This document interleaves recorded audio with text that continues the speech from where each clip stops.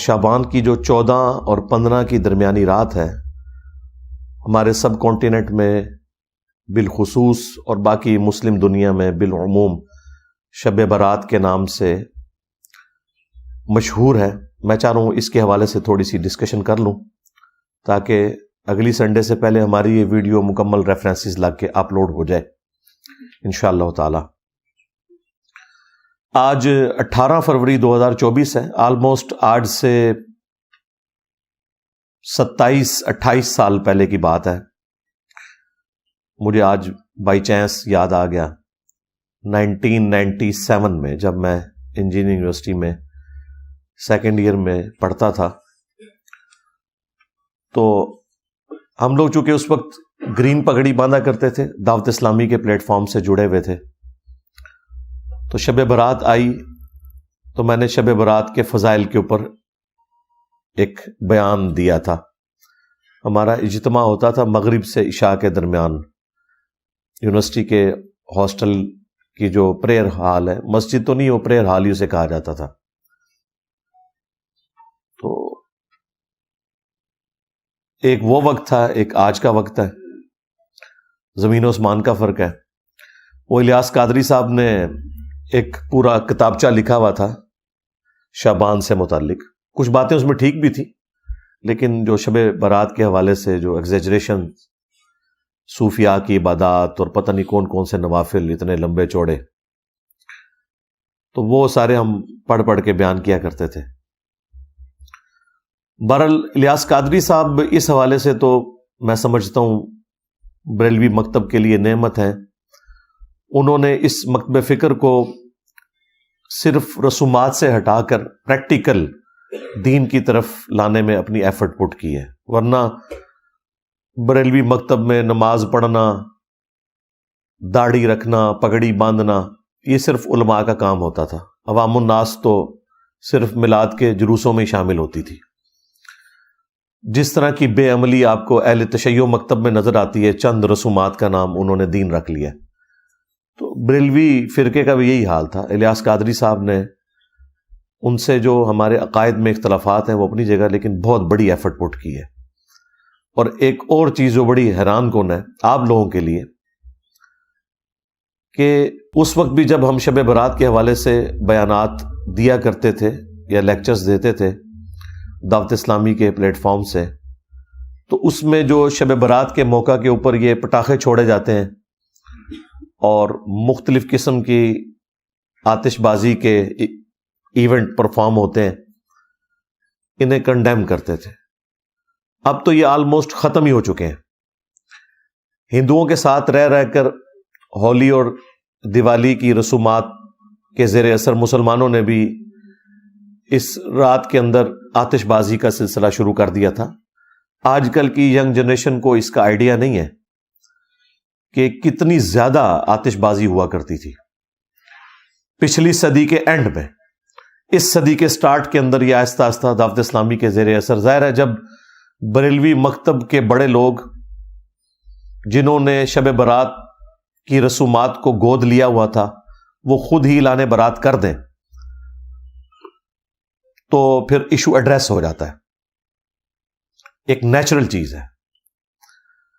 تو الیاس قادری صاحب کو یہ میں کریڈٹ دوں گا، اگر کسی ایک بندے کو کریڈٹ جاتا ہے نا بریلویوں میں، وہ الیاس قادری صاحب ہیں، کہ ان کی ایفرٹ کی وجہ سے اس زمانے میں بھی ہم لوگ جب درس و بیان کا سلسلہ کرتے تھے تو باقاعدہ آتش بازی کو کنڈیم کرتے تھے، اور پھر دعوت اسلامی چونکہ ایک تبلیغی جماعت بریلویوں کی، ان کے زیر اثر پھر یہ اتنی بات پھیلی کہ اب اس کی باقیات صرف اتنی ہے کہ مساجد کے اندر آپ کو لائٹنگ نظر آئے گی، سمپل سی، بس یہ شب برات رہ گئی ہے۔ یا لوگ رات کا قیام کر لیتے ہیں، صبح کے وقت سحری کا بندوبست ہوتا ہے، باقی وہ جو خرافات تھی نا اسپیسیفکلی یہ آتش بازی والی، وہ مکمل طور پہ ختم ہو چکی ہیں الحمدللہ۔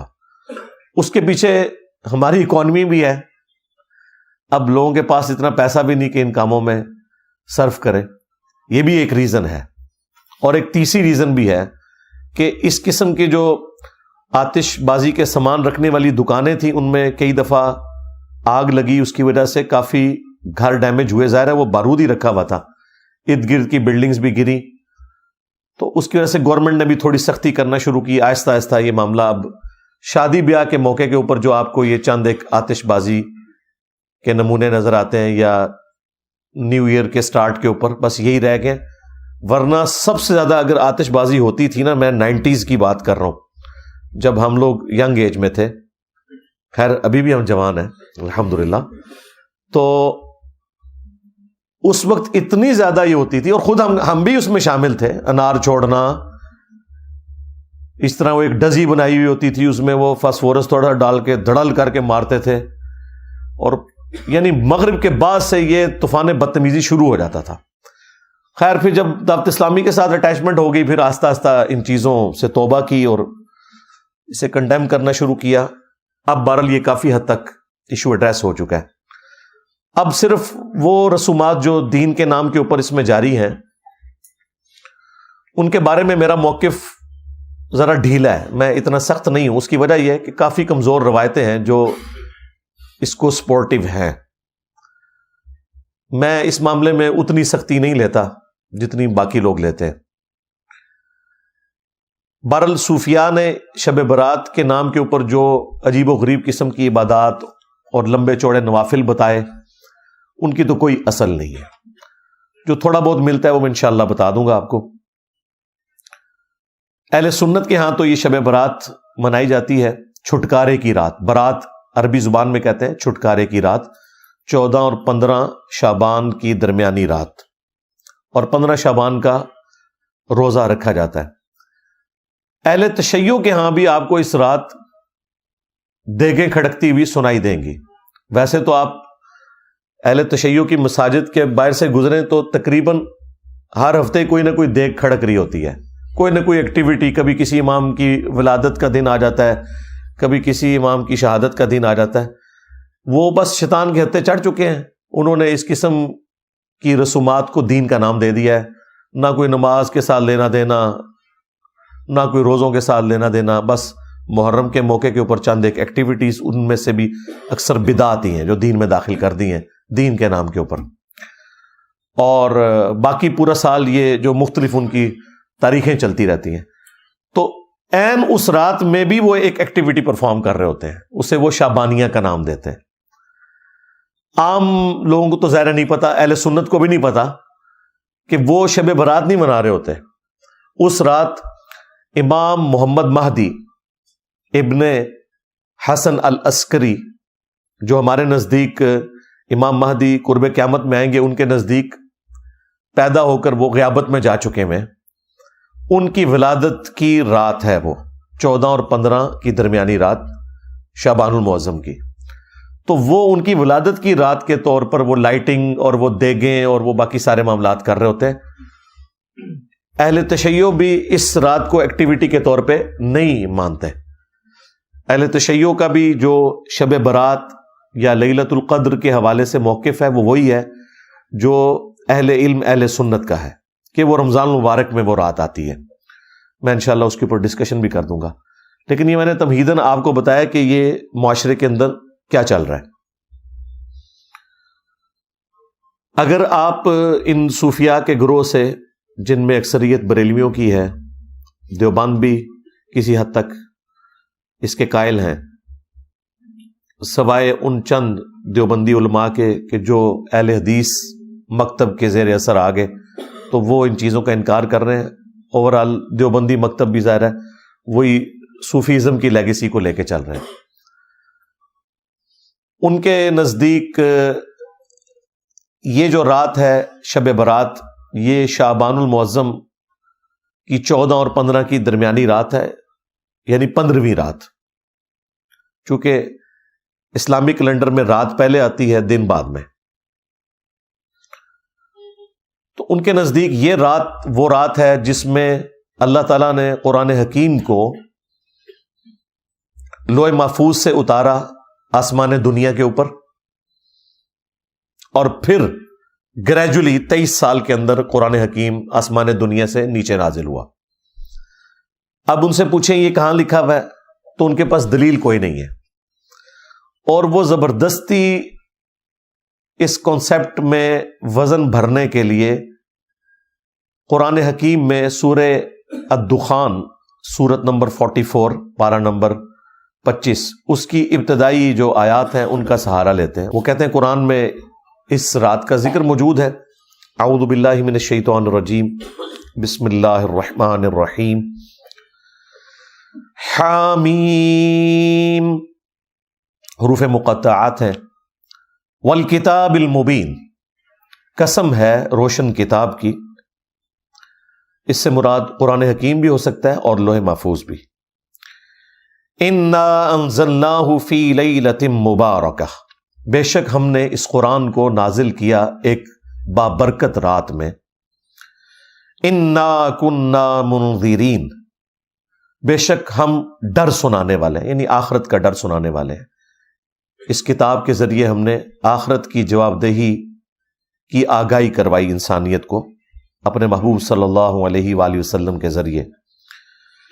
فیہا یفرق کل امر حکیم اور اس مبارک رات میں ہر اہم کام بانٹ دیا جاتا ہے، یعنی فرشتوں میں کام سونپ دیے جاتے ہیں اللہ تعالیٰ کی طرف سے. پورے سال کا ایک شیڈیول دے دیا جاتا ہے. امر من عندنا اور یہ سارے کام ہماری طرف سے ان کے سپرد کیے جاتے ہیں. انا کنا مرسلین اور بے شک ہم ہی فرشتے بھیجتے ہیں. رحمتم من ربک یہ رحمت ہے تیرے رب کی. انہ هو السمیع العلیم بے شک وہ سننے والا ہے، علم والا ہے. تو یہ جو 6 آیات ہیں وہ کہتے ہیں ان 6 آیات کے اندر جو بابرکت رات رپورٹ ہوئی ہے وہ شب برات یعنی شعبان کی 15ویں رات ہے. اور کہتے ہیں دیکھیں اس میں واضح ہے کہ اس رات میں ہر اہم کام فرشتوں کے سپرد اللہ تعالیٰ کر دیتا ہے. جو آپ نے سنا ہے کہ جی وہ پورے سال میں جن لوگوں نے مرنا ہوتا ہے ان کے نام بتا دیے جاتے ہیں. اسی طریقے سے کس کو کتنا رزق ملنا ہے وہ بتا دیا جاتا ہے. ہر طرح کے امپورٹنٹ کام سپرد کر دیے جاتے ہیں. حالانکہ قرآن اگر یہ کہہ رہا ہے نا کہ ہم نے اس قرآن کو ایک بابرکت رات میں نازل کیا، تو پھر سب سے پہلے تو قرآن سے ہی پوچھنا چاہیے کہ وہ بابرکت رات کس مہینے میں آتی ہے، وہ کون سی رات ہے. اور اگر قرآن میں نہ ملے تو پھر صحیح الاسناد احادیث میں.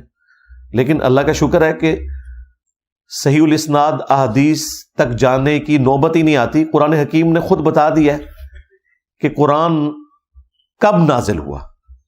وہ سورۃ البقرہ میں مشہور آیت شہر رمضان الذی انزل فیہ القرآن، رمضان کا مہینہ ہے وہ جس میں قرآن نازل ہوا.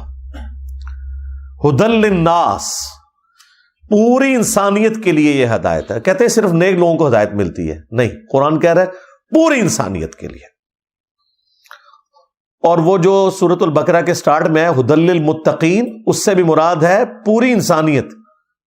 اور پوری انسانیت میں وہ لوگ جو ڈر جائیں اس تصور سے کہ جس رب نے ہمیں ہماری مرضی کے بغیر پیدا کیا وہ قیامت والے دن ہمیں پوچھے گا.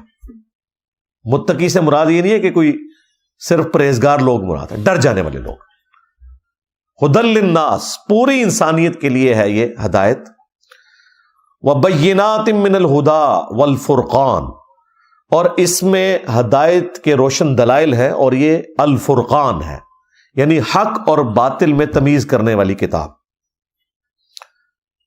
اور یہ الفرقان کی صفت صحیح بخاری میں ہمارے محبوب امام کائنات سید الاولین والآخرین شفیع المذنبین رحمت للعالمین سیدنا و مولانا امام اعظم محمد رسول اللہ صلی اللہ علیہ وآلہ وسلم کے لیے بھی رپورٹ ہوئی. صحیح بخاری میں حدیث ہے محمد فرق بین الناس، محمد لوگوں میں حق اور باطل میں فرق ہے. قرآن بھی الفرقان ہے، نبی الاسلام بھی الفرقان ہے. بہرحال اس آیت سے آپ کو یہ پتہ چل گیا کہ رمضان المبارک وہ مہینہ ہے جس میں قرآن نازل ہوا.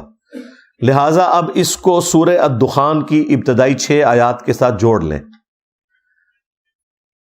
جس میں اللہ تعالیٰ نے فرمایا تھا حامیم والکتاب المبین انا انزلناہ فی لیلۃ مبارکۃ انا کنا منذرین. ہم نے اسے بابرکت رات میں نازل کیا اور ہم ڈر سنانے والے ہیں. تو وہ بابرکت رات رمضان المبارک کے اندر ہے. یہ کسی مفتی کا فتویٰ نہیں ہے، کسی صحابی کا فتویٰ نہیں ہے، یہ اللہ تعالیٰ نے خود بتا دیا قرآن کے اندر. لہٰذا اب وہ کہانی تو ختم ہو گئی کہ قرآن حکیم جو ہے وہ شعبان کے اندر نازل ہوا ہے. اب چونکہ انہیں پتا تھا کہ قرآن اس کے خلاف ہے، انہوں نے نئی کہانی ایک گھڑی، جو میں آپ کو سٹارٹ میں بتا چکا کہ نہیں جی قرآن 2 دفعہ نازل ہوا ہے. ایک دفعہ لوح محفوظ سے آسمان دنیا پہ، وہ ہوا تھا شب برات شعبان کی 15ویں رات، اور دوسری دفعہ جو نازل ہوا آسمان دنیا سے زمین پر، وہ کہتے ہیں وہ رمضان میں ہوا. ہم کہتے ہیں لکھا کدھر ہوا ہے؟ کہتے ہیں بزرگوں نے بتایا. یہ تو اتنا بڑا ٹروتھ تھا، یہ قرآن میں آنا چاہیے تھا کہ شعبان کا مہینہ ہے وہ جس میں ہم نے قرآن کو نازل کیا لوح محفوظ سے آسمان دنیا پر، اور رمضان کا مہینہ ہے وہ جس میں ہم نے قرآن کو نازل کیا آسمان دنیا سے محمد رسول اللہ صلی اللہ علیہ وآلہ وسلم کے قلب اطہر کے اوپر. لیکن قرآن و سنت بالکل خالی ہیں اس سے. پھر اسپیسیفکلی یہ جو رات ہے اس کی شان میں اللہ تعالیٰ نے پوری سورت نازل کر دی ہے. یہ کوئی چھوٹی بات نہیں ہے. ایک رات کے بارے میں پوری سورت قرآن میں نازل ہوئی ہے، اور وہ ہے سورۃ القدر. قدر عربی زبان میں کہتے ہی تقدیر کو ہیں، ڈیسٹنی کی رات جس میں تقدیر کے فیصلے ہوتے ہیں. ایک تو سب سے بڑا فیصلہ ہوا یعنی قرآن نازل ہوا. اللہ تعالیٰ کے اس کائنات کے لیے جو بڑے بڑے فیصلے ہیں ان میں سے اگر کوئی ٹاپ آف لسٹ فیصلہ ہو سکتا ہے وہ قرآن کا نزول ہے. انسانیت کے ساتھ آخری دفعہ اللہ تعالیٰ نے اپنے پیغمبر صلی اللہ علیہ وآلہ وسلم کے ذریعے کلام فرمایا. تو اس سورت کا نام ہی سورۃ القدر ہے، یعنی تقدیر والی سورت جس میں ڈیسٹنی تقدیر کے فیصلے ہوتے ہیں. عزت والی رات یہ بھی ترجمہ کیا جا سکتا ہے. یہ سورت نمبر ہے 97. انا انزلناہ فی لیلۃ القدر، بے شک ہم ہی نے اس قرآن کو نازل کیا ایک عزت والی رات میں، ایسی رات جس میں اللہ کی تقدیر کے فیصلے ہوتے ہیں. وہی بات جو سورہ الدخان میں آ چکی، فیہا یفرق کل امر حکیم. یہ قرآن اس رات میں نازل ہوا ہے جس میں ہر اہم کام بانٹ دیا جاتا ہے. یہاں پہ بھی آ گیا کہ یہ ڈیسٹنی تقدیر کی رات ہے جس میں تقدیر کے فیصلے ہوتے ہیں. اللہ کے علم میں تو پہلے سے فرشتوں کے سپرد ہوتے ہیں. وما ادراک ما لیلۃ القدر، اور تم کیا جانو کہ لیلۃ القدر کی کیا شان ہے. لیلۃ القدر خیر من الف شہر، یہ تو وہ رات ہے لیلۃ القدر جو 1000 مہینوں سے افضل ہے. یعنی اس رات میں عبادت کرنا 1000 مہینوں، آلموسٹ 90 سال کے قریب بنتا ہے یہ عرصہ، اس سے افضل ہے. تنزل الملائکۃ والروح فیہا باذن ربہم من کل امر، اس رات میں فرشتے نازل ہوتے ہیں اور روح قدس یعنی جبرائیل علیہ السلام بھی اس رات میں نازل ہوتے ہیں اپنے رب کی اجازت سے، ہر طرح کا کام لے کر جو اللہ تعالیٰ ان کے سپرد کرتا ہے. سلام، یہ رات سلامتی کی ہے. ہی حتی مطلع الفجر، اور یہ سلامتی رہتی ہے یہاں تک کہ فجر طلوع ہو جائے، یعنی ختم سحری جہاں ہو جاتی ہے اور فجر کا وقت سٹارٹ ہوتا ہے، اس وقت تک یہ پوری کی پوری رات اللہ تعالیٰ کے فیصلے کی ایک اہم ترین رات ہے. اور رات کی ڈیفینیشن اسلام میں ہے غروب آفتاب سے لے کر فجر کا وقت داخل ہونے تک، یہ پوری رات. تو یہ پوری کی پوری رات اللہ تعالیٰ کے فیصلوں کی رات ہے جس میں فرشتے نازل ہوتے ہیں ہر اہم کام لے کر. یہ جو فضیلت ہے لیلۃ القدر کی، یہ اس رات کے بارے میں ہے جو رمضان مبارک میں. قرآن میں تو بس اتنا ہی آیا کہ یہ رمضان میں ہے، شہر رمضان الذی انزل فیہ القرآن. لیکن پھر نبی علیہ السلام نے اسے بریف کیا. صحیح بخاری اور صحیح مسلم دونوں میں یہ حدیث موجود ہے کہ اللہ کے محبوب صلی اللہ علیہ وآلہ وسلم نے رمضان مبارک کے پہلے 10 دن اعتکاف کیا اور پھر اپنے حجرے مبارک سے سر اقدس کو باہر نکالا اور فرمایا کہ میں نے ان 10 دنوں میں لیلۃ القدر کو نہیں پایا. پھر اگلے 10 دن اعتکاف کیا. پھر آپ صلی اللہ علیہ وآلہ وسلم حجرہ شریف سے باہر نکلے اور فرمایا کہ میں نے ان 10 دنوں میں بھی لیلۃ القدر کو نہیں پایا.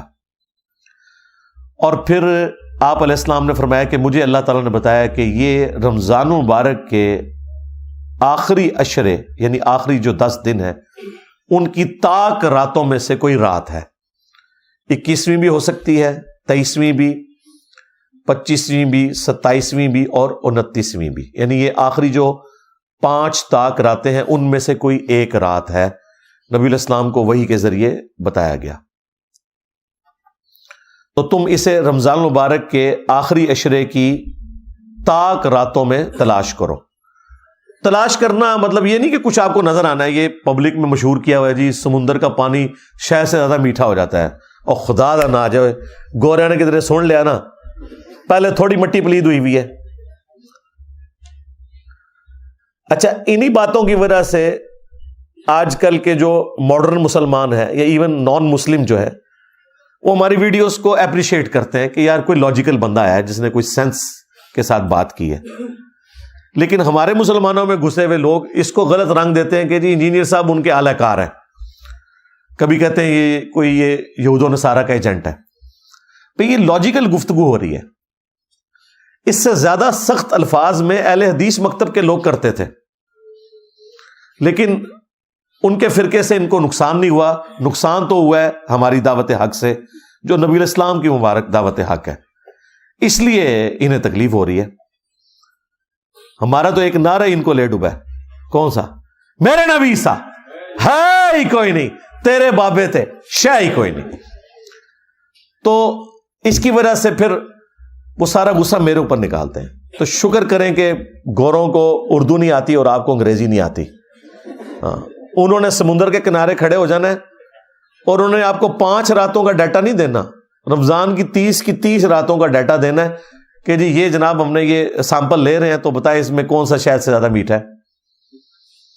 جی درخت سارے سجدے میں گر پڑتے ہیں. انہوں نے کہنا نہیں لے جی ہم نے CCTV کیمرے لگائے ہوئے ہیں. انسان کو تو نیند بھی آ جاتی ہے، اونگ بھی آ جاتی ہے. کتا بھی رات کو سو سکتا ہے، CCTV کیمرہ تو نہیں سوتا. تو کہیں گے دسو کیوں ہے؟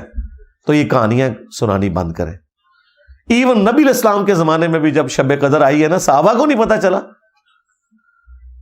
آپ کو خواب دکھائی گئی تھی اور ظاہر ہے نبی کا خواب وہی الہی ہوتا ہے. آپ نے فرمایا کہ وہ رات ایسی رات ہوگی کہ جس صبح میں فجر کی نماز پڑھوں گا تو میرے ماتھے پر کیچڑ کا نشان ہوگا.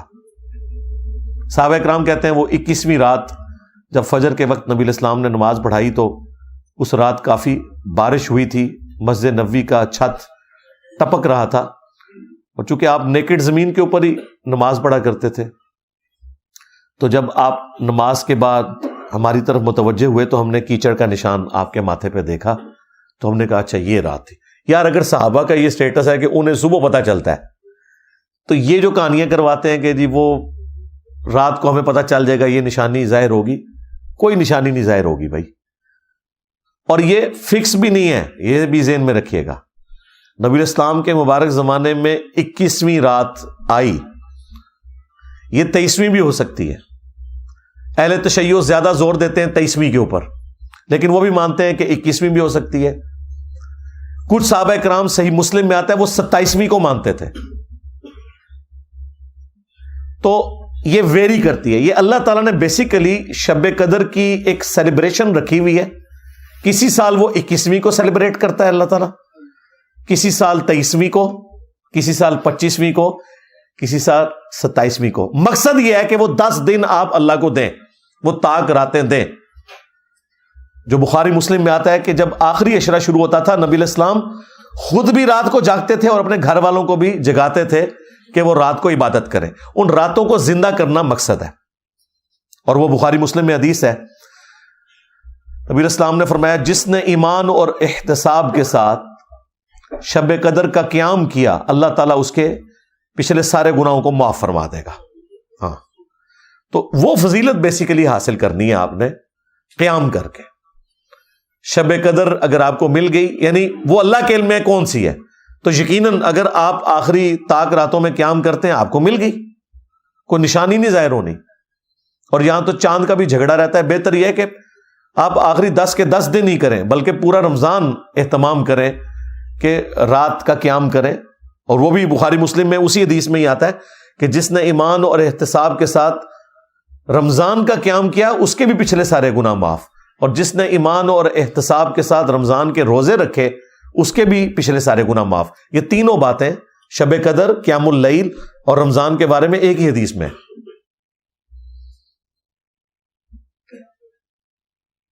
اور پھر یہ جو فضیلت پوری رات کی اللہ تعالیٰ کی طرف سے اس لیلۃ القدر میں, یہ روزانہ بھی کسی نہ کسی درجے میں فضیلت موجود ہے. وہ صحیح بخاری اور صحیح مسلم دونوں میں حدیث ہے کہ اللہ تعالیٰ روزانہ آخری تہائی رات جب رہ جاتی ہے نا, یعنی رات سٹارٹ ہوتی ہے غروب آفتاب سے لے کر فجر کا وقت شروع ہونے تک, یہ اگر 6 گھنٹے بنتے ہیں نا تو اس کو آپ 3 پہ ڈیوائڈ کریں, جو آخری 2 گھنٹے ہیں نا, 1 تہائی رات آخری جو رہ جاتی ہے, اس میں اللہ تعالیٰ آسمان دنیا پر روزانہ نزول فرماتا ہے جیسا کہ اس کی شان کے لائق ہے, اور کہتا ہے کہ ہے کوئی مجھ سے بخشش مانگنے والا میں اسے بخش دوں, ہے کوئی مجھ سے سوال کرنے والا میں اسے عطا کروں. اور اللہ تعالیٰ کی طرف سے یہ مسلسل ندا آتی ہے یہاں تک کہ فجر کا وقت داخل ہو جائے. یہ روزانہ کے لیے. اچھا, اس میں بعض لوگ پوچھتے ہیں کہ جی وہ رات کی ٹائمنگ تو پوری دنیا میں مختلف ہے, اس طریقے سے شب قدر بھی. بھائی آپ اپنے علاقے کو فالو کریں گے, یہ ساری چیزیں سمبولک ہیں, یہ فزیکل چیزیں نہیں ہیں, یہ ذہن میں رکھیے گا. لہذا یہ کہنا کہ جی آخری تہائی رات پاکستان میں تو اس وقت ہوتی ہے, تو 2 گھنٹے کا فرق تو سعودیہ کے ساتھ ہے کیونکہ ہم GMT+5 میں ہیں اور وہ GMT+3 کے اندر ہیں. اور پھر طاق اور جفت کا بھی فرق آ جاتا ہے اگر آپ لیلۃ القدر کی بات کریں. ان چکروں میں آپ نے نہیں پڑھنا, ان کا کوئی لینا دینا نہیں اس کے ساتھ, کیونکہ یہ ساری کی ساری چیزیں اللہ تعالیٰ کے ڈیوائن پلان کا حصہ ہیں. اس کا فزیکل ورلڈ سے کوئی تعلق نہیں ہے سوائے اس کے کہ ہم نے رسپانس کرنا ہے. باقی اللہ تعالیٰ آسمان دنیا پر نزول فرماتا ہے, اس کی کوئی تمثیل بیان کر سکتا ہے؟ مجھے بتائیں. لیس کمثلہ شیء وہو السمیع البصیر. اللہ کی مثل کوئی شے نہیں ہے اور وہ سننے والا دیکھنے والا ہے. اس کی مثال تو کوئی نہیں بیان کر سکتا. اس کے جو اصل معنی ہے وہ اللہ کے علم میں. ہمارے لیے یہ ہے کہ وہ دعاؤں کی قبولیت کا وقت ہے, دیٹس آل. باقی ہم نے تو اس کے بھی شارٹ کٹ رکھے میں.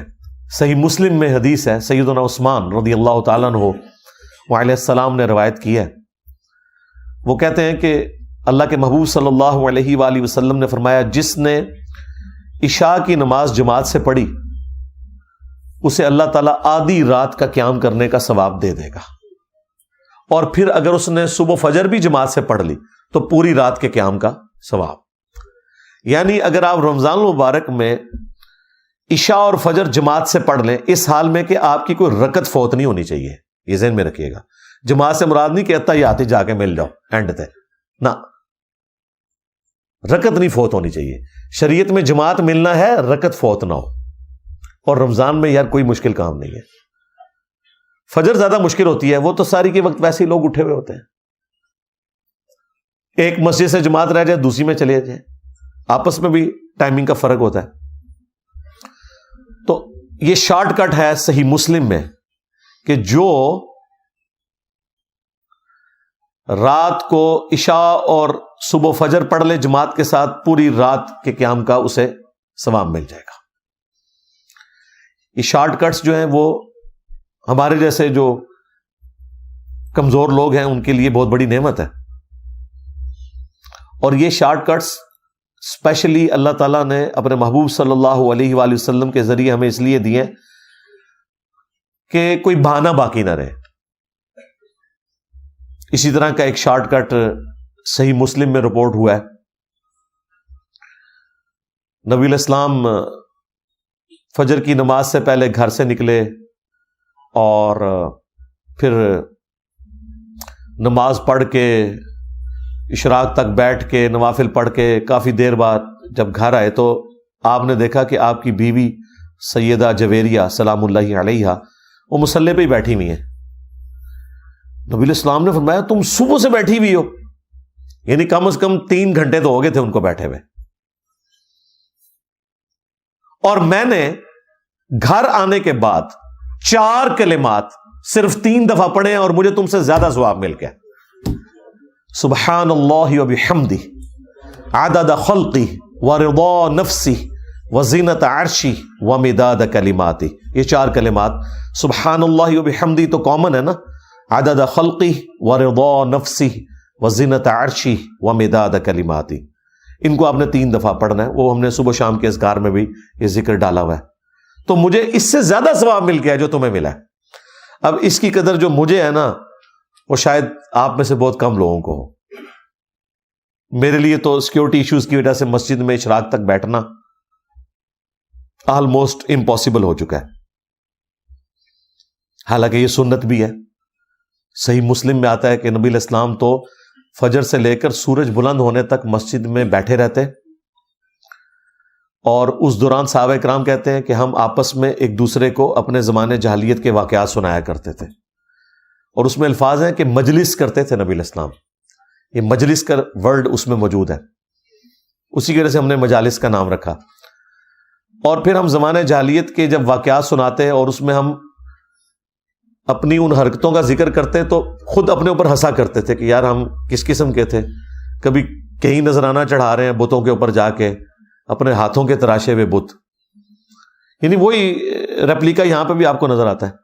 تو نبی علیہ السلام بھی ہمارے ساتھ مسکراتے تھے جب ہم آپس میں مسکراتے تھے نا کہ یار ہم کتنے جاہل لوگ تھے. تو نبی علیہ السلام بھی محظوظ ہوتے تھے اس مجلس میں بیٹھ کے. تو یہ فجر سے لے کر اشراق تک مسجد میں بیٹھنا یہ بہت بڑی نعمت ہے. لیکن اس کے ایکویلنٹ ایک شارٹ کٹ میں نے آپ کو بتا دیا کہ نبی علیہ السلام نے فرمایا کہ یہ 4 کلمات پڑھ لو 3 دفعہ، سبحان اللہ وبحمدہ عدد خلقہ ورضا نفسہ وزینت عرشہ ومداد کلماتہ، تو تمہیں اس سے بڑھ کر ثواب مل جائے گا. ایک اور شارٹ کٹ صحیح مسلم میں، اور یہ حدیث صرف مسلم میں نہیں ہے، یہ ترمذی میں، ابو داؤد میں، سنن نسائی میں، ابن ماجہ میں، یعنی جو اہل سنت کی مین سٹریم کی 6 کتابیں ہیں، بخاری کو چھوڑ کے باقی 5 کتابوں میں یہ حدیث موجود ہے، اور مشکات میں تو ظاہر ہے موجود ہے کہ جو شخص رمضان المبارک کے روزے رکھے اس کے بعد شوال کے مہینے میں 6 روزے رکھ لے، اسے پوری زندگی کے روزے رکھنے کا ثواب ملے گا اگر اس کی یہ روٹین رہی پورے سال کے روزے کا. 6 روزے صرف، اور وہ آپ نے پورے مہینے میں کسی بھی وقت رکھنا ہے. یہ جو پبلک میں مشہور ہے نہیں جی ایک فوراً بعد رکھ لینا چاہیے، باقی بے شک بعد میں جس طریقے سے مرضی، جب مرضی رکھیں، اس مہینے کے اندر آپ نے 6 روزے پورے کرنے. بہتر تو ویسے یہ ہے کہ آپ ساتھ ہی رکھ لیں عید کے فوراً بعد، کیونکہ روٹین بنی ہوتی ہے اور وہ رکھنے آسان ہو جاتے ہیں. بعد میں جب تھوڑا سا وقت گزر جائے نا 1-1.5 ہفتہ پھر مشکل ہو جاتے ہیں. تو یہ شوال کے 6 روزے ایک شارٹ کٹ ہے پورے سال کے روزوں کا ثواب. اس طرح کے شارٹ کٹس جو ہیں ان سے نفع اٹھانا چاہیے. اور یہ شارٹ کٹس احادیث میں اس لیے رپورٹ ہوئے کہ ہر شخص کو اللہ تعالیٰ نے ایک جیسے حالات و واقعات نہیں دینے. سرکمسٹانسز ڈفرنٹ ہو سکتے ہیں کسی بندے کے، تو وہ شخص بھی محروم نہ رہ جائے. اعمال تو موجود ہیں. دیکھیں لوگ کہتے ہیں کہ زیادہ علم حاصل کریں گے تو مشکل میں پڑ جائیں گے، زیادہ علم حاصل کریں تو آپ کو دین میں آسانیاں پتہ چل جائیں گی. مشکل میں کہاں سے پڑھیں گے؟ تو یہ کتنی بڑی آسانی ہے کہ آپ اتنا بڑی فضیلت والا کام مختصر سے عمل سے کر لیں اور آپ کو بھی اتنا ہی ثواب مل جائے. اسی طریقے سے صحیح مسلم میں حدیث ہے، تم میں سے کسی کے اندر یہ استطاعت ہے کہ وہ تہائی قرآن پڑھ لے رات میں؟ صحابہ نے کہا کہ اس کی کون قدرت رکھے گا؟ آپ صلی اللہ علیہ وآلہ وسلم نے فرمایا کہ سورہ اخلاص پڑھ لو، تہائی قرآن کے برابر ہے، یعنی اس کا ثواب. قل هو اللہ احد اللہ الصمد لم یلد ولم یولد ولم یکن لہ کفوا احد، ایک تہائی قرآن کے برابر ایک دفعہ یہ سورت پڑھنے کا ثواب ہے. اور دیکھیں صحابہ کہہ رہے ہیں کہ یہ کس میں قدرت ہو سکتی ہے کہ رات میں تہائی قرآن پڑھے. یہ آپ کو کہتے ہیں ہمارے بزرگ 8 قرآن روزانہ پڑھتے تھے. صحابہ کرام تو ایک قرآن سے بھی عاجز ہیں. تو یہ یعنی بابوں کا دین ہے اور یہ کتابوں کا دین ہے. باقی جو شب برات کے حوالے سے ایک مشہور ترین حدیث پیش کی جاتی ہے وہ بھی میں ڈسکس کر لیتا ہوں. وہ جامع ترمذی میں ہے، سنن ابن ماجہ میں ہے، مشکات کے اندر بھی موجود ہے. اور یہ حدیث سب سے مشہور ترین حدیث ہے جس کو سارے لوگ کوٹ کر رہے ہوتے ہیں، خواہ وہ ڈاکٹر طاہر القادری صاحب ہوں، خواہ مولانا طارق جمیل صاحب ہوں، باپا جانی الیاس قادری صاحب ہوں، سب اس حدیث کو وہ کہتے ہیں جی دیکھیں جامعہ ترمذی میں یہ حدیث آئی ہوئی ہے، سنن ابن ماجہ میں آئی ہوئی ہے کہ نبی الاسلام ایک رات بقیع غرقد قبرستان میں چلے گئے اور سیدہ عائشہ آپ کے پیچھے چلی گئی کہ آپ علیہ السلام اچانک اٹھ کے کہاں چلے گئے. تو نبی الاسلام نے فرمایا کہ عائشہ تم نے گمان کیا کہ اللہ کے رسول تمہارے ساتھ کوئی خیانت کریں گے، یعنی میں کسی اور بیوی کے پاس نہیں گیا، میں تو اس رات بقیع غرقد قبرستان آیا ہوں. اور یہ آج 14 اور 15 کی جو درمیانی رات ہے شعبان المعظم کی، یہ ایسی رات ہے جس میں اللہ تعالیٰ بنی کلب جو ایک قبیلہ تھا عرب کا بہت بڑا، اس کی بکریوں کے بالوں سے بھی زیادہ لوگوں کی مغفرت کرتا ہے. تو میں اہل بقی کے لیے دعا کرنے آیا. اچھا، یہ حدیث وہ بیان کر کے کہتے ہیں یہ مغفرت کی رات ہے. اس حدیث کے ساتھ خود لکھا ہوا ہے امام ترمذی نے کہ یہ حدیث منقطع ہے، یعنی راویوں کی ملاقات ہی نہیں ہے آپس میں. پھر تدلیس کا بھی ایشو ہے اس میں. اس سے بڑھ کر امام ترمذی نے لکھا کہ میں نے اپنے استاد امام محمد بن اسماعیل بخاری یعنی صحیح بخاری کے جو آتھر ہیں ان سے جب میں نے شب برات کی اس حدیث کے بارے میں پوچھا، شب برات تو ہم کہہ رہے ہیں وہ تو 15ویں رات شعبان کی، تو انہوں نے بھی فرمایا کہ میرے نزدیک بھی یہ حدیث ضعیف ہے. اچھا، امام ترمذی نے 7 باقاعدہ کامنٹس کیے ہوئے ہیں اس کے اوپر. اس سے بڑھ کر مشکات والوں نے جب یہ حدیث ترمذی سے لی تو انہوں نے بھی 7 امام بخاری کے کامنٹس نقل کیے جو امام ترمذی نے ان کے حوالے سے بیان کیے. اب مجھے بتایا اس کے بعد کوئی گنجائش رہتی تھی، لیکن دیکھ لیں ڈٹائی ہے. ڈاکٹر طاہر القادری صاحب بھی وہ پڑھ رہے ہیں اور کہہ رہے ہیں ترمذی پڑھ رہا ہوں. ترمذی آگے بھی پڑھو نا سرکار. بس حدیث بیان کر کے نا جو اگلا حصہ تھا نا کہ جو امام ترمذی نے لکھا کہ یہ روایت درست نہیں ہے، امام بخاری بھی اسے صحیح نہیں سمجھتے، اس میں راویوں کی ملاقات ہی نہیں، منقطع ہے، وہ انہوں نے آنکھوں سے پڑھی، زبان سے نہیں پڑھی. بس اس کے بعد کتاب بند کر دی. یعنی وَأَنْتُمْ تَعْلَمُونَ، وہ جانتے تھے کہ اس میں کیا لکھا ہوا ہے، بس بیان کر دیا ڈٹائی کے ساتھ. اسی طریقے سے ایک اور حدیث پیش کی جاتی ہے سنن ابن ماجہ سے، وہ بھی مشکات میں بھی موجود ہے کہ نبی الاسلام نے فرمایا کہ اس مہینے میں نامہ اعمال اللہ کے حضور پیش ہوتے ہیں، رات کا قیام کرو اور دن کا روزہ رکھو. حالانکہ اس میں کذاب راوی ہے، یہ گھڑی ہوئی روایت ہے، ضعیف بھی نہیں، گھڑی ہوئی روایت، ڈٹائی کے ساتھ بیان کرتے ہیں. اور یہ رات جو ہے وہ فجر کا وقت شروع ہونے تک اللہ تعالیٰ کی طرف سے خاص رحمت کی رات ہے، فرشتے نازل ہوتے ہیں، وہی جو لیلۃ القدر کے بارے میں ہے. اور وہ تو میں نے آپ کو بتایا کہ روزانہ کے لیے بھی فضیلت ہے بخاری مسلم میں کہ آخری تہائی رات جب رہ جاتی ہے تو اللہ تعالیٰ آسمان دنیا پہ نزول فرماتا ہے جیسا کہ اس کی شان کے لائق ہے، اس کی مثال نہیں بیان ہو سکتی.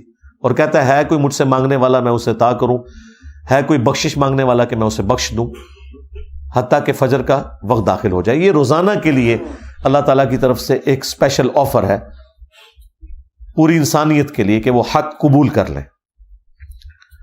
ایک اور روایت ہے سنن ابن ماجہ میں، جسے ضعیف جمع ضعیف کا فارمولہ لگا کے شیخ البانی نے حسن درجے میں ڈکلیئر کر دیا، جس کی وجہ سے آج کل بعض اہل حدیث بھی شب برات کو اتنا ماننا شروع ہو گئے شیخ البانی کی وجہ سے کہ اس رات اللہ تبارک و تعالی مخلوق کی طرف متوجہ ہوتا ہے اور سوائے دو طرح کے لوگوں کے سب کی مغفرت فرما دیتا ہے، ایک جو شرک کرنے والا ہے اور دوسرا جو اپنے مسلمان بھائی کے بارے میں دل میں کینہ رکھنے والا ہے۔ لیکن یہ روایت بھی کمزور ہے اور یہ باقی روایتوں سے بھی زیادہ کمزور روایت ہے۔ اس میں دو مجہول راوی ہیں ان نون، اور دو مدلس راوی ہیں جو عن سے روایت کر رہے ہیں، اور امام مسلم نے صحیح مسلم کے مقدمے میں لکھا ہوا ہے کہ مدلس کی عن والی روایت سما کی تصریح کے بغیر ضعیف تصور کی جائے گی۔ 4 سکم ہے اس روایت کے اندر، اس کے باوجود شیخ البانی نے چونکہ اسے حسن لکھ دیا، اور وہ حسن لکھ رہی ہے ضعیف جمع ضعیف، وہ آج بریلوی بھی کوٹ کرتے ہیں، دیوبندی بھی، اور بعض اہل حدیث بھی کوٹ کرتے ہیں۔ اور جو شیخ البانی کی اس تحکیم کے ساتھ ایگری نہیں کرتے اہل حدیث، ان کی بھی جرت نہیں ہے کہ وہ شیخ البانی کا رد کریں کہ یار انہوں نے اس کے اوپر جو حکم لگایا وہ ٹھیک نہیں لگایا۔ میں آپ کو مزے کی بات بتاؤں، آلموسٹ کوئی 13-14 سال پہلے کی بات ہے، نئے نئے جب ہم اہل حدیث کی طرف آئے تو اس وقت بڑا جوش بھی تھا، تو میں I-10 کی مسجد میں، دارالاسلام نام کی ایک مسجد ہے گرین بیلٹ کے اوپر I-10 2 میں، وہاں جمعہ میں نے پڑھا تو وہ شب برات کے حوالے سے گرج رہے تھے بریلویوں کے اوپر نا، وہاں کے جو عالم صاحب تھے، تو میں نے پرچی پہ نا انہیں کاغذ پہ لکھ کے بھیجا کہ آپ کے جو روحانی ابا جان ہے نا شیخ ناصر الدین البانی، جو محدث اعظم سعودی ہیں، 99 میں ڈیتھ ہوئی، ویسے البانیہ سے تھے، سعودیہ میں سیٹل ہوئے، آج بھی اکثر جو علماء عرب ہیں وہ ان کے اسٹوڈنٹ ہیں، تو انہوں نے تو اس روایت کو حسن ڈکلیئر کیا ہوا ہے، تو مہربانی کریں ان کا رد بھی ساتھ ہی کر دیں، کیونکہ یہ تختہ مشق بنے میں آپ لوگ ان کی وجہ سے۔ اچھا، انہوں نے پرچی بھی پڑھی اور ان کو پتہ بھی تھا، وہ بڑے محقق عالم تھے جو وہاں جمعہ پڑھاتے ہیں، گول کر گئے جی پرچی۔ بعد میں نے ان کو ملا، اب وہ ڈرے ہوئے تھے، ان کو پتا تھا میں تو مطلب نیا نیا اس طرف گیا ہوا تھا، تو آپ پتہ نئے نئے بندے میں جوش ہی کتنا ہوتا ہے۔ میں نے کہا یہ کیا آپ نے کیا؟ انہوں نے کہا جی کیوں آپ نے ہماری پبلک کو بھی ہمارے خلاف کرنا ہے؟ پہلے ہم دوسروں کے ساتھ پنگا لیے ہوئے ہیں، ادھر ہم اپنے کے خلاف بھی پنگا لے لیں گے تو ادھر تو وہ کہیں گے جی اپنے بزرگوں کو ہی رگڑ رہے ہیں۔ یہ وجہ ہے میرے بھائی لوگ حق قبول نہیں کرتے، کہتے ہیں جی قادیانی کیوں نہیں مانتے؟ بھائی جب تم چشتی دجال اور تھانوی دجال کا جھوٹا دفاع کرو گے یا ان کے دفاع کرنے والے علماء کا جھوٹا دفاع کرو گے تو بھائی تم قادیانیوں کو کیسے اسلام کی دعوت دے سکتے ہو؟ ہمارے اس پلیٹ فارم کی برکت سے الحمدللہ درجنوں قادیانیوں نے اسلام قبول کیا ود فیملی، وہ مجھے بتاتے ہیں آ کے، لیکن میں نے آج تک کسی کو ساتھ بٹھا کے ویڈیو نہیں کبھی ریکارڈ کروائی۔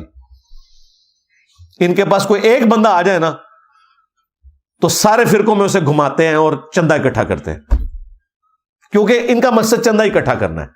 ختم نبوت کے اوپر جتنا چندہ ملتا ہے اور کسی کام پہ نہیں ملتا، اسی لیے دیکھیں دنیا کا جو فارغ ترین انسان ہے نا وہ بھی یہ کہتا ہے میں ختم نبوت پہ کام کر رہا ہوں۔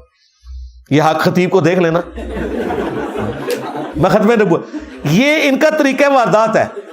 اچھا، اب اقرار اس کی غلط حرکتوں سے اسے روکنے گیا ہے تو وہ کہہ رہا ہے یہ مجھے ختم نبوت پہ کام کرنے سے روک رہے ہیں، دیکھ لو۔ تو یہ ختم نبوت کے پیچھے چھپتے ہیں، حالانکہ ختم نبوت کے اوپر یہ ڈاکہ مار رہے ہیں۔ جس کاز کو یہ نقصان پہنچا رہے ہیں اس کے پیچھے چھپ رہے ہیں، تو یہ ان کا اسکیپ روٹ ہے۔ خیر وہ عالم صاحب نے خیر اگلے جمعے میں بھی اس کو بیان نہیں کیا۔ تو یہ روایت بھائی اس میں 4 سکم ہے، 2 مجہول راوی ہیں، 2 مدلس ہیں، عن سے روایت کر رہے ہیں۔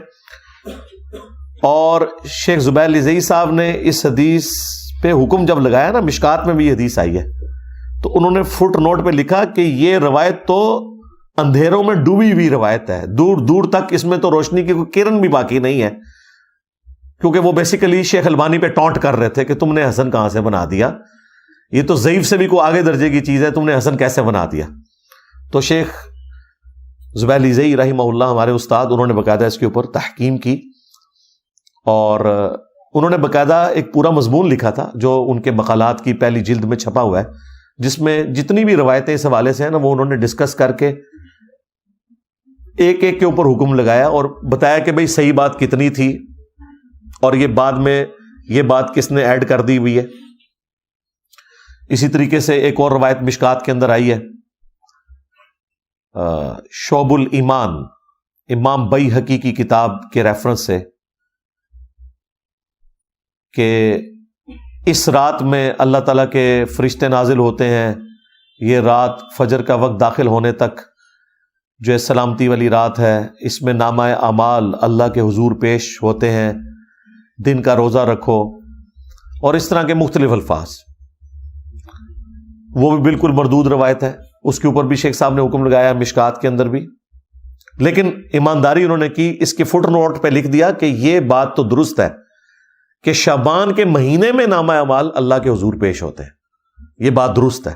سنن نسائی کی حدیث جو تھی وہ انہوں نے فٹ نوٹ پہ لکھ دی کہ ہم اس بات کو مانتے ہیں کہ شعبان کا مہینہ وہ مہینہ ہے جس میں نامہ اعمال اللہ کے حضور پیش ہوتے ہیں. وہ پوری حدیث یوں ہے کہ اسامہ ابن زید رضی اللہ تعالیٰ عنہ کہتے ہیں کہ نبی الاسلام سے ہم نے پوچھا کہ آپ شعبان کے مہینے میں اتنے روزے رکھتے ہیں کہ اتنے نفلی روزے آپ کسی اور مہینے میں نہیں رکھتے, تو اس کی وجہ کیا ہے؟ تو آپ صلی اللہ علیہ وآلہ وسلم نے فرمایا کہ اکثریت لوگوں کی رجب اور رمضان کے درمیان والے اس مہینے کی فضیلت سے غافل ہے. آپ نے 2 مہینوں کا ذکر اس لیے کیا کہ رجب تو اللہ کا مہینہ اس حوالے سے کہ وہ حرمت والا مہینہ اور رمضان تو افضلیت والا مہینہ ہے, قرآن نازل ہوا. تو اتنے 2 افضل مہینوں کے درمیان جو یہ مہینہ ہے نا شعبان کا, یہ بھی بہت فضیلت والا ہے. پھر آپ علیہ السلام نے فرمایا کہ اس مہینے میں اللہ کے حضور نامہ اعمال پیش ہوتے ہیں اور میری خواہش ہے کہ جب میرا نامہ اعمال اللہ کے حضور پیش ہو تو میں روزے کی حالت سے ہوں, اس لیے میں روزے رکھتا ہوں کثرت سے. اچھا, یہ بڑا اچھا موقع تھا کہ نبی علیہ السلام پھر پورے شعبان میں روزے نہ رکھتے, ایک 15ویں شعبان کو رکھ کے کہتے کہ یہی وہ رات ہے. یہ بھی اس بات کا ثبوت ہے کہ وہ اس طرح کی رات والا معاملہ کوئی نہیں. البتہ ایک روایت شعب الایمان امام بیہقی کی کتاب میں ہی ہے صحیح سند کے ساتھ, اور وہ ایک تابعی کا قول ہے. شام کے ایک تابعی تھے مکحول رحمہ اللہ, مشہور تابعی ہیں, لیکن یہ اس حوالے سے بھی مشہور ہیں کہ اس قسم کی ساری عجیب و غریب روایتیں بھی انہوں نے بیان کی ہوئی ہیں.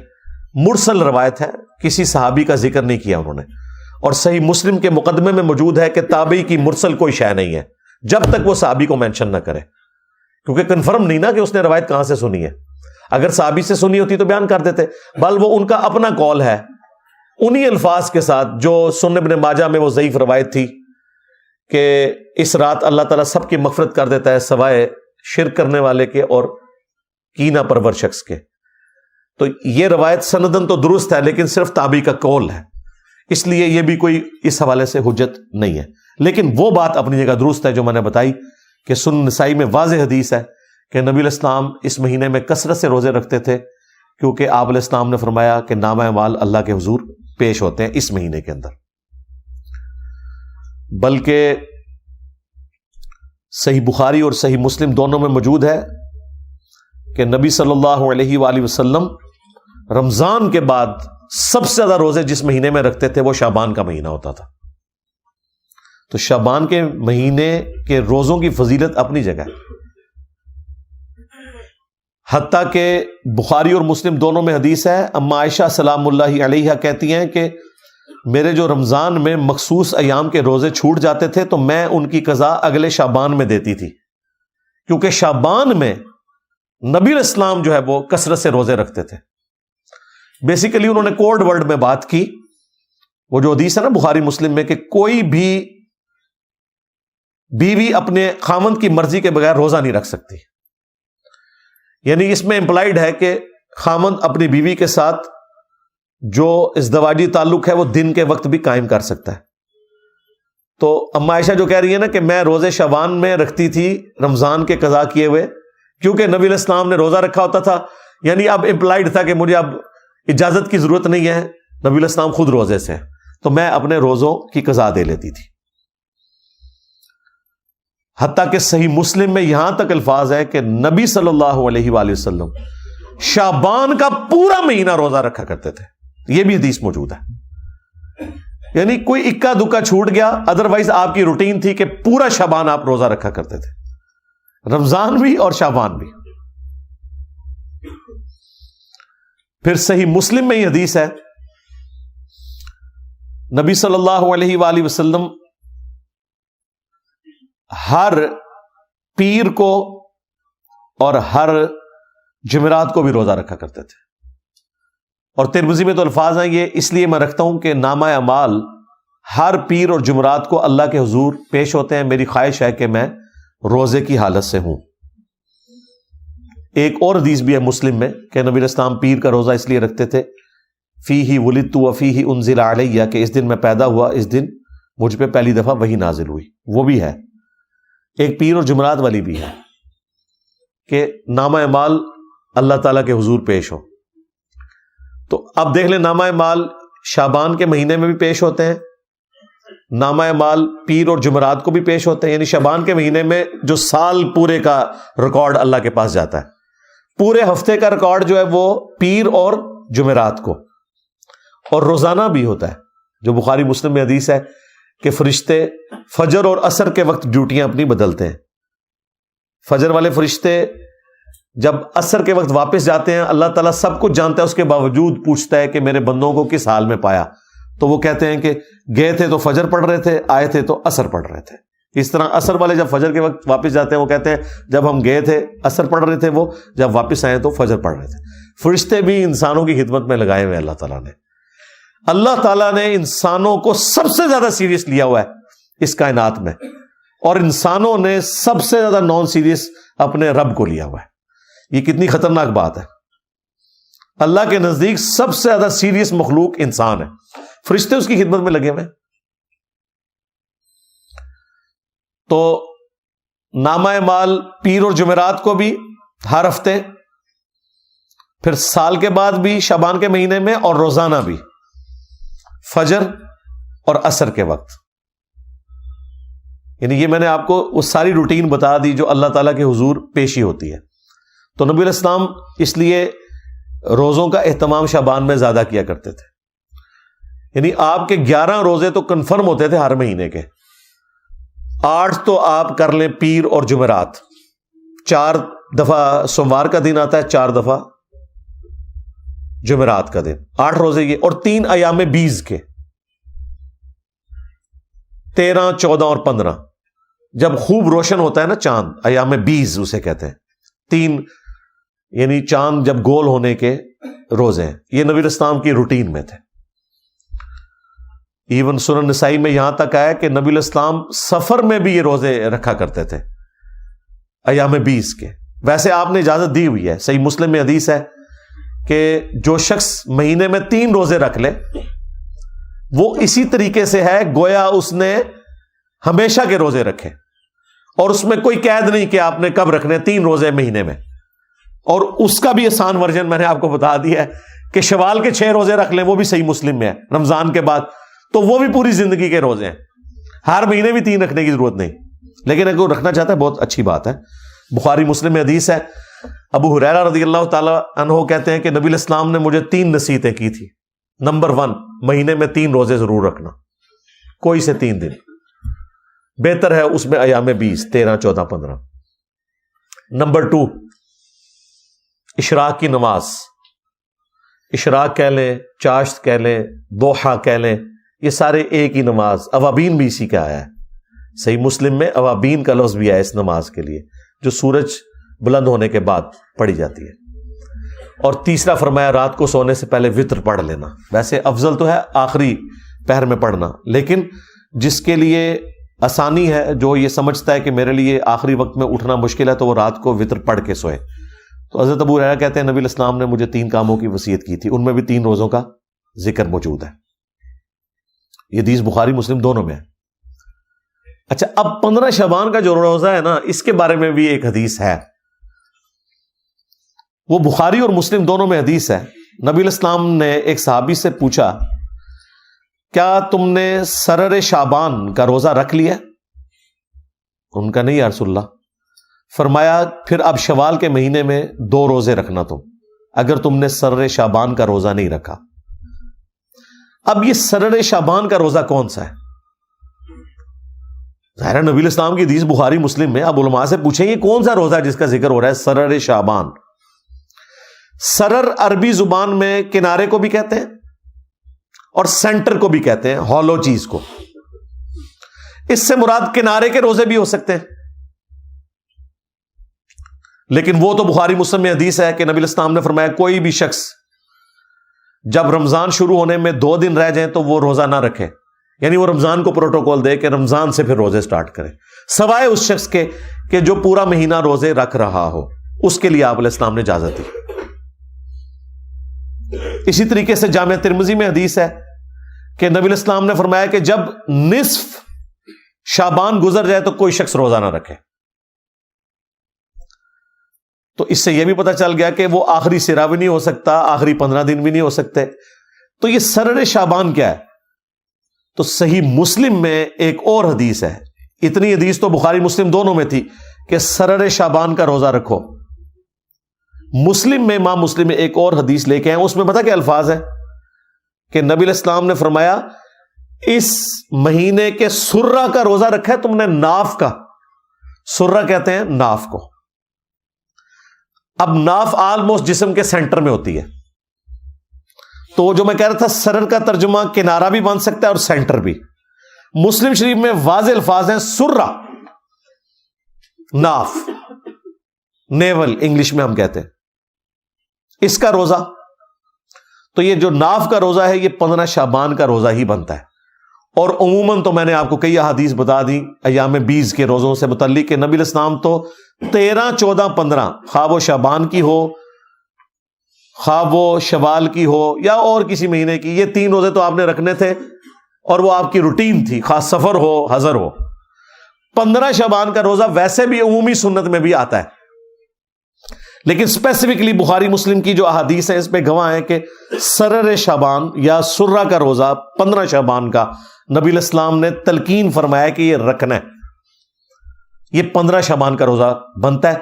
اس روزے کا شب برات کے روزے سے کوئی تعلق نہیں ہے. ان 2 چیزوں کو مکس نہیں آپ نے کرنا. جس طرح وہ آیت ادھر سے اٹھاتے ہیں، حدیث ادھر سے اٹھاتے ہیں، پھر اس کو جوڑ کے رزلٹ نکالتے ہیں، اور دونوں طرف پھر ایکسٹریم رویے ہیں. جب ہم اہل حدیث کو قائل کرتے ہیں، حالانکہ خود انہوں نے ترجمے کیے ہوئے ہیں، وہ کہتے ہیں نہیں اس سے تو پھر بریلوی 15 شعبان کا روزہ نکال لیں گے. بھئی ان کو چھوڑیں، آپ اپنی بات کریں.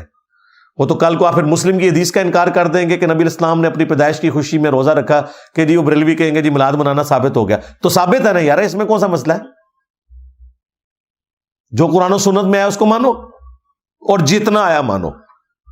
بریلوی بھی یہ نہ کریں کہ وہ سرر شعبان یا سرہ کا روزہ لے کے تو وہ کہیں جی شب برات کا روزہ ثابت ہو گیا. بھئی اس طرح کرنے سے روزے نہیں ثابت ہوتے. جتنی بات ہے ہم اس کو مانتے ہیں، ایکسپٹ کرتے ہیں اور پوری ایمانداری کے ساتھ اسے پبلک کے سامنے رکھتے ہیں. لہذا اگلی اتوار اور سوموار کی درمیانی رات، یعنی یہ بنے گی 18 اور 25 فروری 2024 کو، جب 25 فروری گزر جائے گا تو وہ رات آ جائے گی، یعنی 26 کا روزہ بنے گا 26 فروری کا 2024 کے اندر.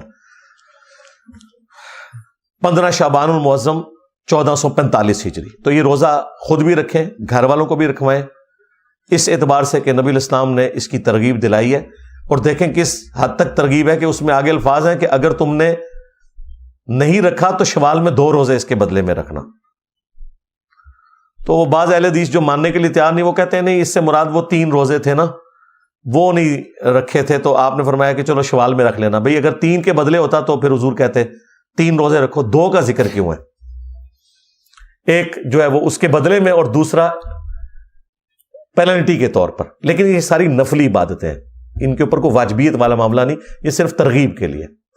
اچھا یہ جو میں نے رزلٹ نکالا ہے نا، یہ نہ سمجھیے گا کہ یہ میں نے کوئی ڈسکوری کر لی ہے کوئی اس طرح کی. میرے دنیا میں چھوڑے جانے سے پہلے بھی ایسے لوگ موجود ہیں جو 15 شعبان کے روزے کو بخاری مسلم کی ان احادیث کے تحت سنت سمجھتے ہیں. وہ اہل حدیث فرقے سے ہی ایک نکلا ہوا گروہ ہے جماعت المسلمین کا. خارجی ہیں، مسلمانوں کی تکفیر کرتے ہیں، لیکن وہ اہل حدیث پلس ہیں، یعنی اہل حدیث سے بھی اگلا ورژن ہے سختی کے اعتبار سے.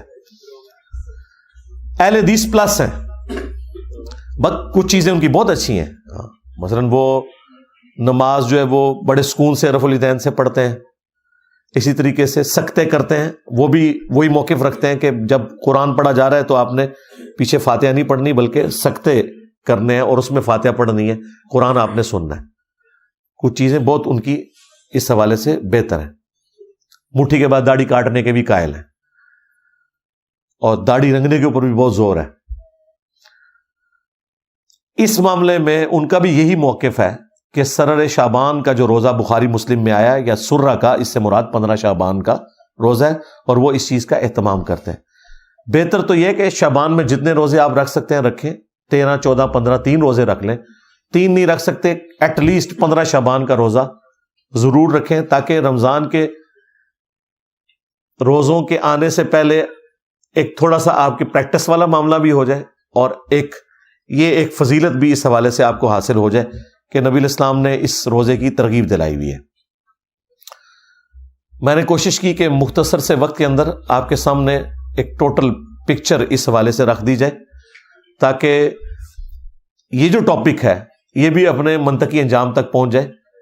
تو بات میں نے سٹارٹ کی تھی شب برات سے، اور اینڈ اس بات پہ کی کہ جو چیزیں ثابت ہیں، جس طرح 15 شعبان کا روزہ، اور وہ بھی شب برات کی وجہ سے نہیں، ویسے سنت ہے. اسی طریقے سے شعبان کے مہینے میں نامہ اعمال کا پیش ہونا، اور وہ بھی ایک خاص رات میں نہیں، پورے مہینے میں. جو چیز ثابت تھی وہ نے بتائی، حتیٰ کہ میں نے مکحول تابی کا بھی آپ کو قول بتا دیا کہ کوئی کہ جی یہ چیز چھوڑ دی تھی، یہ تو موجود تھا، اس کو تو آپ سندن صحیح مانتے تھے، میں نے اس کو بھی ڈسکس کر لیا. کوئی ہمیں بعد میں گلا اس حوالے سے نہ کرے. صلو علی محمد وآل محمد، اللہم صلی علی محمد وعلی آل محمد واصحاب محمد وازواج محمد وامت محمد اجمعین الی یوم الدین، آمین.